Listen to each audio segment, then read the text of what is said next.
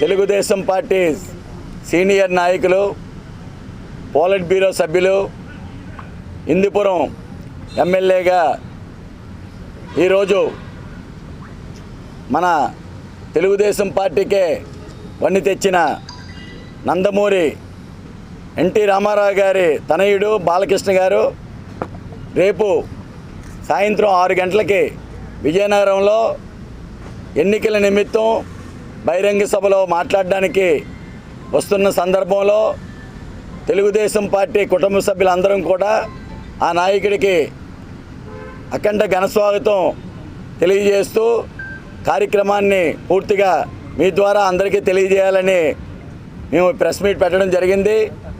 రేపు సాయంత్రం 6 గంటలకి గంట స్తంభం దగ్గర బహిరంగ సభ ఏర్పాటు చేయడం జరిగింది. మనకి చీపురుబిల్లో 4 గంటలకి, ఇక్కడ 6 గంటలకి. అయితే కొత్తపేట నీల్ ట్యాంక్ జంక్షన్ నుంచి ఆయన్ని రిసీవ్ చేసుకొని అక్కడి నుంచి 3 లంతల మీదుగా గంట స్తంభం వరకు ఆయన్ని తీసుకొచ్చి ఓపెన్ టాప్లో తీసుకొచ్చి అక్కడి నుంచి ఆ ఎన్నికల సభలో బాలకృష్ణ గారు మాట్లాడడం జరుగుతుంది.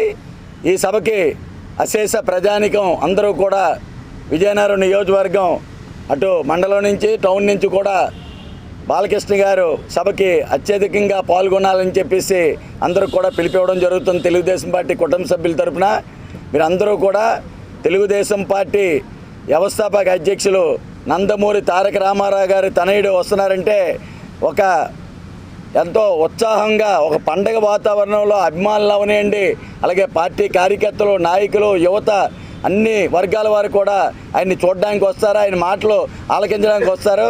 మీరందరూ కూడా దయచేసి రేపు జరుగుతున్న గంట స్తంభం దగ్గర మనం ఏర్పాటు చేయడం జరిగింది సభ. ఆ గంట స్తంభం దగ్గర ఏర్పాటు చేసిన సభకి అన్ని ప్రాంతాల నుంచి కూడా జనం రావాల్సిందిగా మీ ద్వారా మేము అందరం కూడా పిలిపివ్వడం జరుగుతుంది.